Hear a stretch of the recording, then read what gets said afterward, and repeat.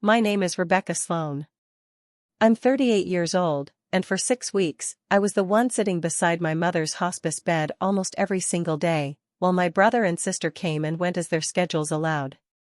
On the weekend my mother entered what the nurses call the actively dying phase, the final, measured stretch before the end. My siblings were 40 minutes away at my niece's sweet 16, because as my sister put it, we didn't think it would actually be this weekend. What none of us knew yet was that the hospice nurse assigned to my mother's care doesn't soften that particular kind of phone call.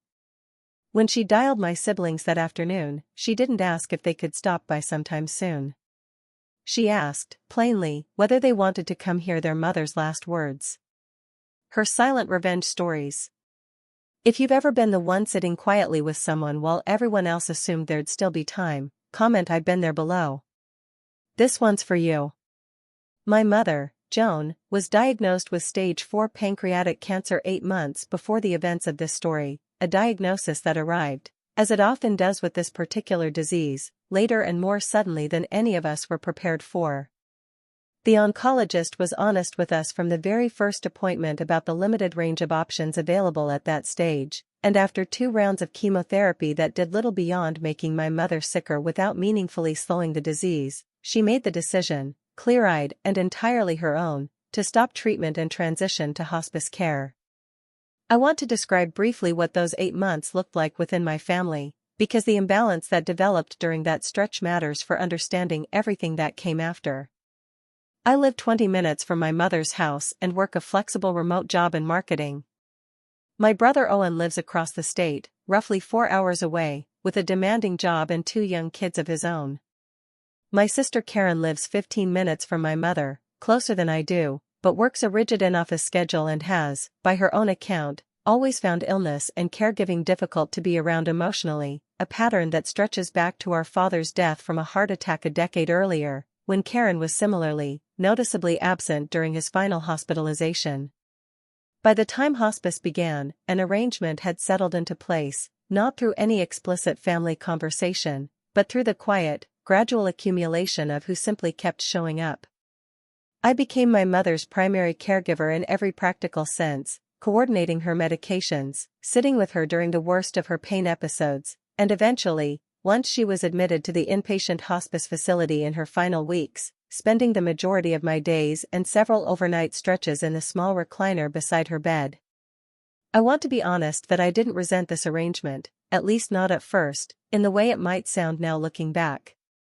I work from home, my schedule is genuinely flexible in a way Karen's and Owen's aren't, and I've always been, by temperament, the sibling more comfortable sitting with hard things rather than looking away from them. I told myself, in those early weeks, that this was simply a practical division of labor, the natural result of who had the most capacity to give, not evidence of anything deeper about how our family valued each other's time. What I didn't fully register yet, in those first weeks, was how much that practical division of labor would come to cost me, not in the obvious, physical sense of exhaustion, though that accumulated too, but in the specific, slow-building loneliness of being the only one who truly understood, day by day, exactly how much our mother was declining, while Owen and Karen, encountering her only in brief, spaced-out visits, kept forming a slightly rosier, slightly more optimistic picture of how much time we still had. I want to take a moment to explain what hospice care involves, because I think a lot of people, myself included before this experience, carry a somewhat vague or inaccurate picture of what those final weeks and days actually look like. Hospice isn't a single dramatic event. It's a gradual, carefully managed process, measured in stages that the nursing staff track closely and describe, when families ask, in specific clinical terms. My mother's hospice team explained early on that patients typically move through a recognizable arc, a period of relative stability, often lasting weeks, followed by a noticeable decline phase, and finally what's clinically referred to as actively dying, a period, usually spanning somewhere between 24 and 72 hours, marked by specific physical changes that experienced hospice staff can recognize with real accuracy. The hospice nurse most involved in my mother's care, a woman named Grace who'd worked in end-of-life care for nearly 20 years, explained this to our family directly during an early care planning meeting. "I won't be able to give you an exact date," she told us, but I promise you, when we reach that final stage, I will call you myself, and I will be honest and direct with you about what's happening, because I've learned over the years that families deserve clarity in that moment, not softened language that might lead them to misjudge how much time is actually left. I remember Owen nodding along in that meeting, and Karen asking a few practical follow-up questions about what specific signs the staff would be watching for, both of them seeming, at the time, to genuinely absorb what Grace was telling us. I don't think either of them was being dismissive in that room. I think, instead, that the specific, clinical language of actively dying and 24 to 72 hours is the kind of thing that's easy to nod along to in the abstract, in a conference room, weeks before it becomes the literal, ticking reality of a specific Saturday afternoon. Grace also explained, that same day, something I found myself returning to often in the weeks that followed, that families frequently underestimate how quickly the final stage arrives, in part because the weeks or months leading up to it can feel deceptively stable, punctuated by good days that create a kind of hopeful inertia. I've seen it many times, she said. A patient seems relatively steady for weeks, and then declines faster, in the final days, than anyone expected. I'd rather you all be a little too cautious about time than not cautious enough. For the first month of hospice care, my mother remained relatively stable, weak, in significant pain that the medication regimen worked hard to manage, but lucid, present, and able to hold real conversations for stretches of most days. During this period, Owen visited twice, flying in for long weekends, and Karen visited fairly regularly, though her visits tended to be shorter than mine, often cut off by her own discomfort with sitting in a hospice room for extended periods. I don't say any of this to condemn either of them entirely. I understand, on some level, why illness and dying are difficult for people to sit with, and I've tried, over the years, to extend some grace to family members who process grief and fear differently than I do. But I also want to be honest that the imbalance was, by that point, becoming something I felt acutely, not just in terms of physical exhaustion, though that was real, but in the specific, isolating sense that I was the only one truly present for the slow, day-by-day reality of watching our mother decline, while Owen and Karen experienced it in shorter, more manageable fragments. About 5 weeks into hospice, my mother's condition began a more noticeable decline, increased sleep, decreased appetite, a growing confusion that came and went unpredictably. Grace, the hospice nurse, told our family plainly during a check-in call that we were likely entering the final stretch, though she couldn't yet say with confidence how many days or weeks that stretch might last. I remember that particular call vividly, because it was the first time any of us heard language that felt genuinely different from the gentler updates we'd grown accustomed to over the preceding month. Grace described specific changes, my mother sleeping close to 18 hours a day by that point, periods of disorientation even during her waking hours, a noticeable decline in her ability to communicate clearly. I want to be honest with you, Grace said on that call, with Owen and Karen both on speakerphone from their respective homes. We're likely looking at weeks now, not months. I can't be more precise than that yet, but I'd encourage all of you to start thinking realistically about how you want to structure your time going forward. Owen asked, on that call, whether it would make sense for him to fly in sometime in the next few weeks, and Grace told him she thought that was a reasonable plan, though she couldn't yet tell him which specific weeks would matter most. Karen asked fewer questions on that call than she had during the earlier meeting, and I remember noticing, even then, a certain quietness in her that I interpreted, at the time, as grief rather than avoidance, though looking back, I think it may have been some of both. Karen's daughter, my niece Zoe, was turning 16 that same month, and the party planning, a fairly elaborate affair, booked at a rented event space with a DJ, a photo booth, and nearly 80 invited guests, had been in motion since well before my mother's decline accelerated. The party date, a Saturday, had been locked in for months, deposits paid, invitations sent. I understand, and have tried hard to continue understanding, why Karen didn't want to cancel her daughter's sweet 16 outright. A 16th birthday, for a lot of families, carries real significance, and Zoe herself had been looking forward to it for the better part of a year. I don't think canceling the party entirely was ever the reasonable expectation here, and I want to be clear that I never asked Karen to do that. What I did ask, directly, about a week before the party, once Grace had told us my mother's decline seemed to be accelerating, was whether Karen and Owen might consider a modified plan for that specific weekend, attending part of the party, but staying close enough, and reachable enough, to come quickly if Grace's team called with an update. Karen's response, at the time, was that she thought there'd still be time, that these things drag on longer than the doctors think, a phrase I'd hear repeated, in slightly different forms, by both my siblings over the following days. I want to be honest that I understood, even as I pushed back on it, where that instinct came from. My mother had, in fact, had 2 or 3 good days in the preceding week and a half, days where she was more alert, ate a little more, even held a longer conversation with Karen during one visit than she'd managed in weeks. Those good days, I think, quietly reinforced a hope in both my siblings that the decline Grace had described might still be further off than it actually was, a hope I understood, and in some private moments, shared myself, even while sitting with the daily reality that made it harder for me to sustain that same optimism. I brought up the party specifically with Karen during a phone call 4 days before it was scheduled, asking her plainly whether she'd thought about what she'd do if Grace called with an update during the event itself. "I'll just leave right away," she said. "It's only a few hours. I don't think canceling Zoe's whole party over something that might not even happen that specific weekend makes sense." I didn't fully disagree with her reasoning in the moment, even though something about it left me uneasy in a way I didn't yet have the language to fully articulate. By the Thursday before the party, my mother had stopped eating almost entirely and was sleeping close to 20 hours a day, specific changes that Grace identified, during her visit that morning, as strong indicators that we were likely entering the actively dying phase within the next several days. Grace told me directly, in a conversation I relayed to both my siblings that same afternoon, that she'd recommend having family present and reachable as much as possible from that point forward.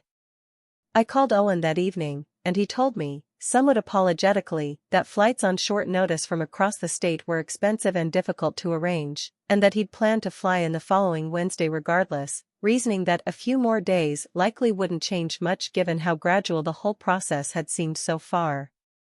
I told him, as clearly as I could, what Grace had actually said about the timeline narrowing. He said he understood, and that he'd try to move his flight up if things changed further, but he didn't book anything new that night. I want to describe, honestly, how that specific conversation with Owen sat with me in the days that followed.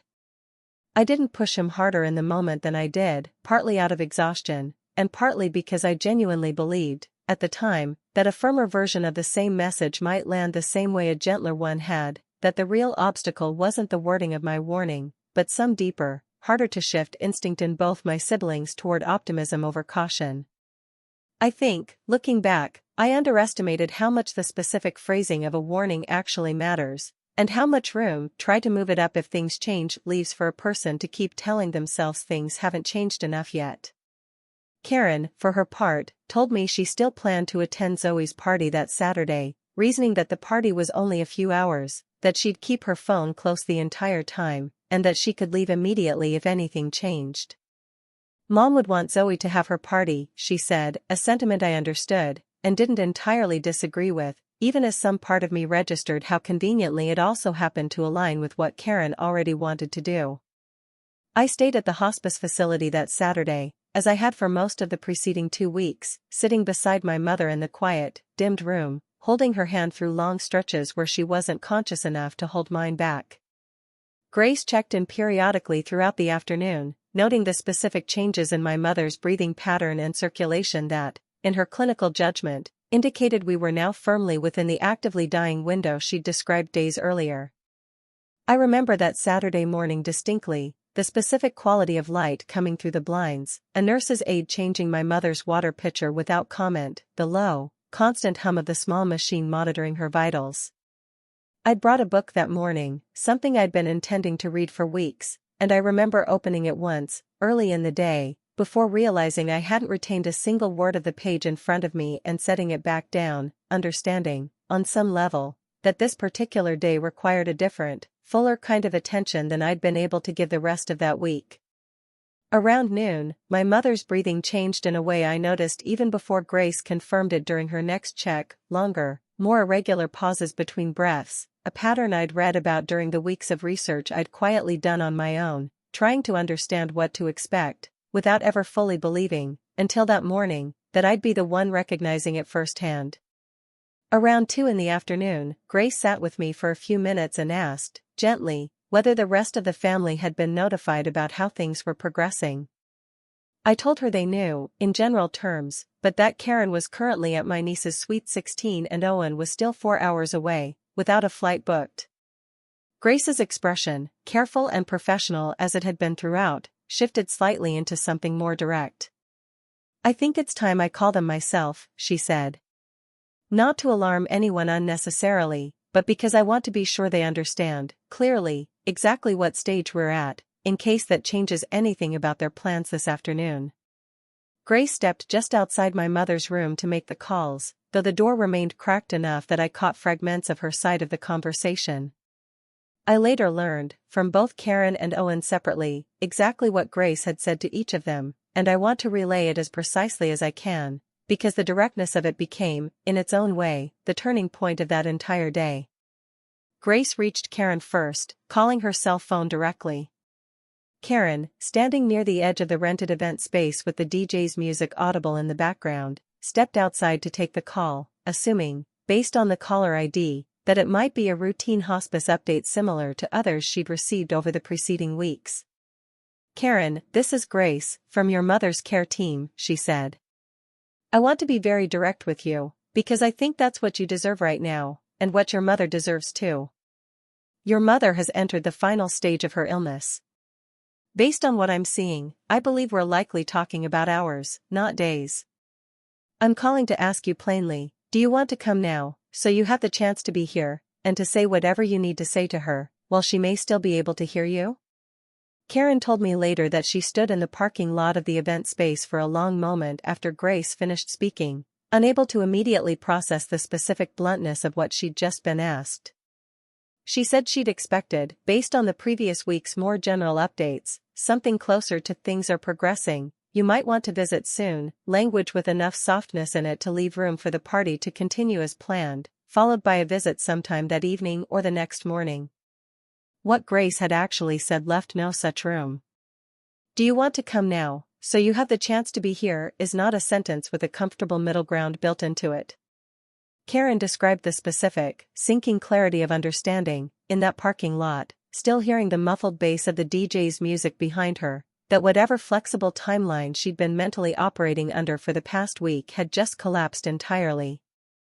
She called Owen immediately, relaying what Grace had told her, and Owen, according to his own account, felt a similar collapse of his own assumptions, the vague plan to fly in the following Wednesday suddenly revealing itself as a decision that might mean missing his mother's death entirely, a possibility he told me later he simply hadn't let himself fully consider until that exact moment.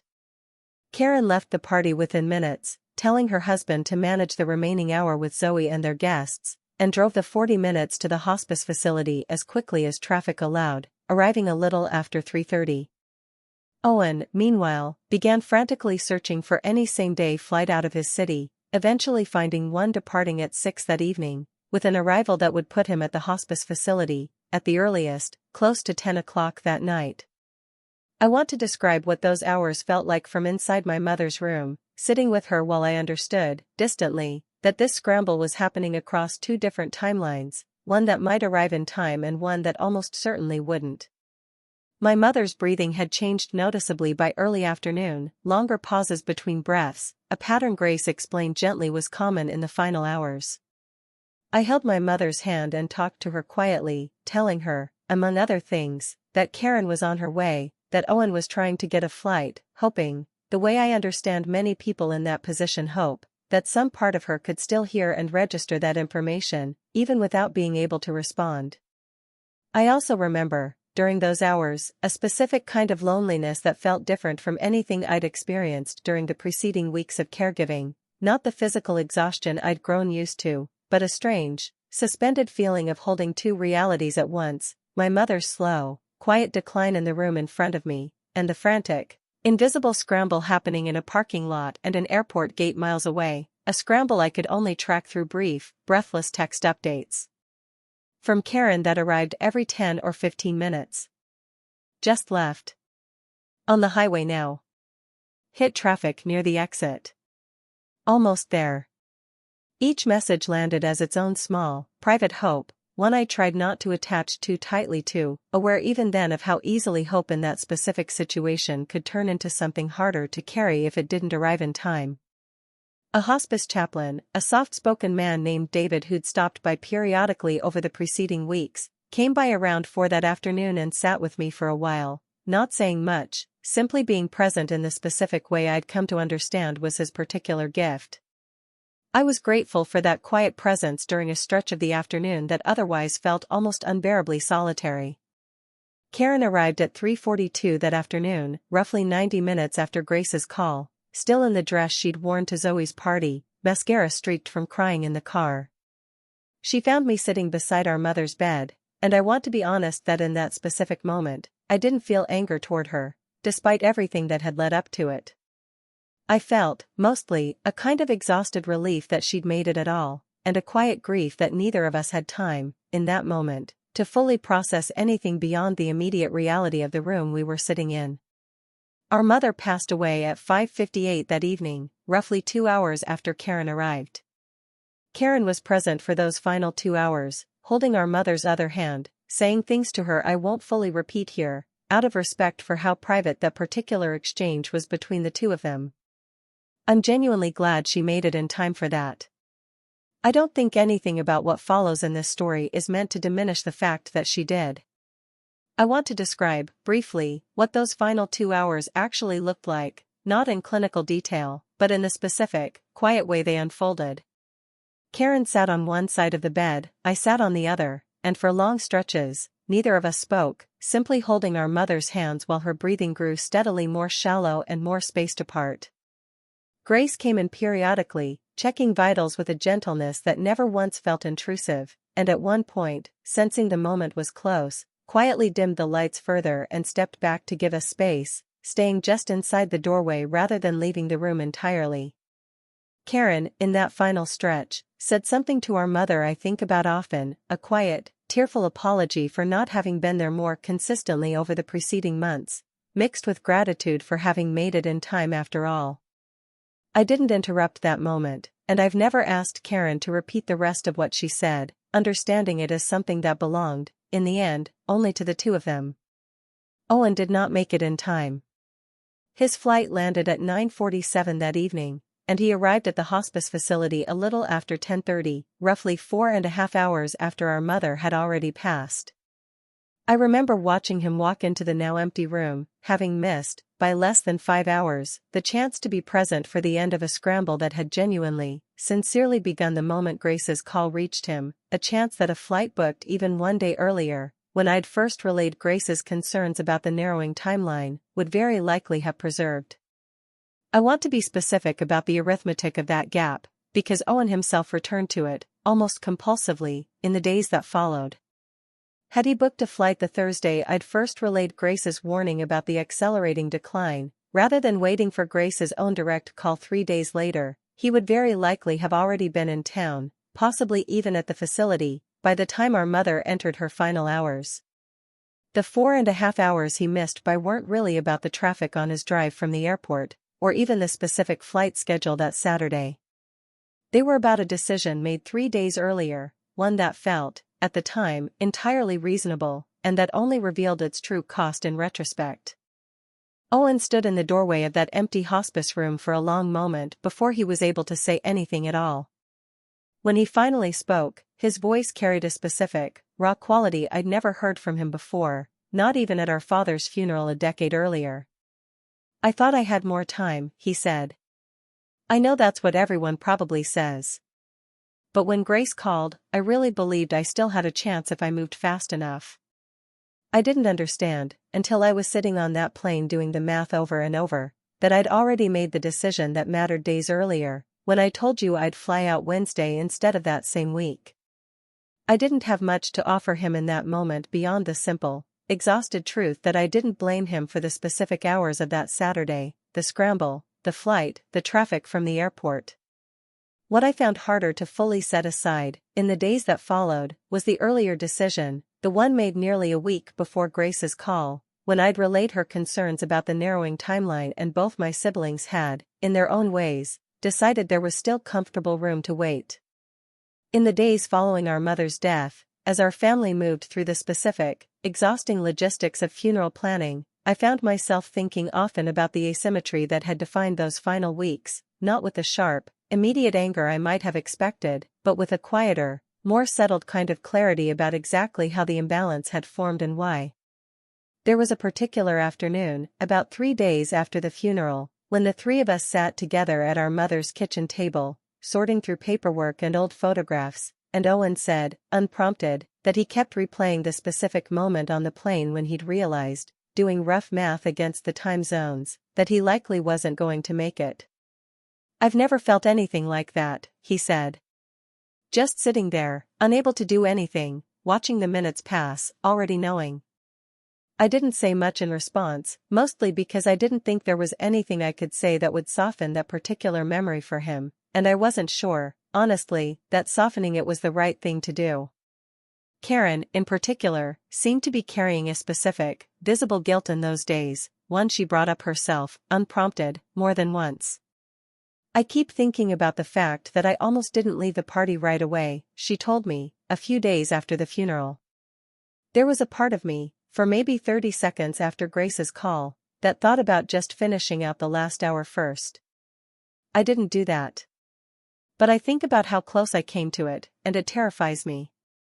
I told her, honestly, that I appreciated her leaving when she did, and that I understood the specific instinct she was describing, the pull to protect one commitment while another, less immediate feeling one waited.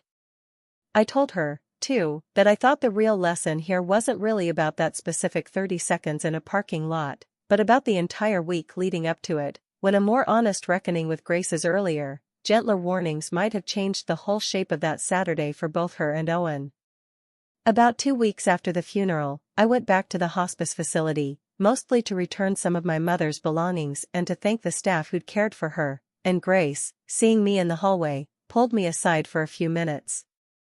"I want you to know something," she said. "I don't usually make calls quite that direct. Most families, when I sense we're getting close, I ease into it a little more gently, give them room to arrive at the urgency themselves. I made the decision to be more direct with your siblings that day because I could see, in your face, over the preceding week, exactly how much weight you'd been carrying essentially alone. I thought they deserved clarity, and I thought you deserved for them to have it." I asked her, somewhat hesitantly, whether she often faced a version of this same imbalance in other families she worked with, one sibling carrying the bulk of the caregiving while others stayed at a comfortable distance. She told me, with a tiredness in her voice that suggested she'd given this exact answer many times before, that it was close to the most common pattern she encountered in 20 years of hospice work, and that she'd learned, over time, to watch closely for the specific caregiver who needed someone else, someone with institutional standing, to finally say the hard thing plainly on their behalf. "You'd carried enough of that weight quietly," she said. "I didn't think you should have to carry the weight of saying it to them directly, too." I hadn't known, until she told me this, that her bluntness that Saturday had been a deliberate choice rather than simply her standard practice. Learning that added a layer to the whole day I hadn't fully considered, the fact that someone outside my family, watching closely enough to notice the specific imbalance I'd been carrying quietly for weeks, had made a conscious decision to remove any remaining ambiguity from the moment, precisely because she recognized how much that ambiguity had already cost. I don't want to describe what happened in the months since as some complete, permanent transformation in how my siblings and I relate to each other, because grief and family dynamics rarely resolve themselves that cleanly. What I can say is that something specific and lasting shifted in how Karen and Owen have approached both me and each other since that Saturday. Owen, in particular, has made a point, in the year since, of showing up more fully and more promptly for family matters he might once have deprioritized, flying in on short notice for a cousin's medical emergency the following spring, a trip he told me directly he wouldn't have taken as seriously before our mother's death. Karen has become noticeably more willing to sit with discomfort rather than avoid it, staying present through difficult family conversations in a way that was rare for her before that Saturday. Zoe, my niece, apologized to me directly a few months after the funeral, in a conversation I hadn't expected and didn't ask for. She told me she'd found out, sometime after her own party, exactly what had been happening across town that same afternoon, and that she'd felt a complicated mix of guilt and confusion ever since, guilt that her own celebration had, in some indirect way, been part of the day her grandmother died, and confusion about how she was supposed to feel about a day that had been, for her, genuinely happy, at least until her mother's abrupt departure partway through.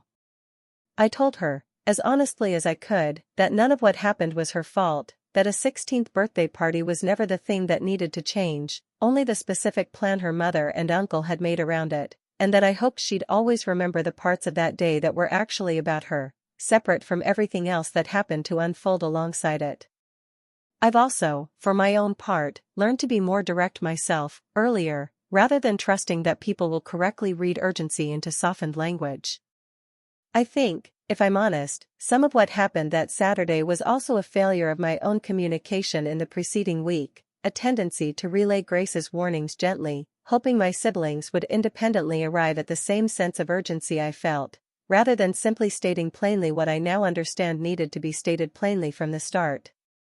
People who hear this story sometimes assume I orchestrated Grace's directness that day, that I somehow asked her to deliver a harsher version of the update specifically to teach my siblings a lesson. I didn't, and wouldn't have wanted to, even if I could have.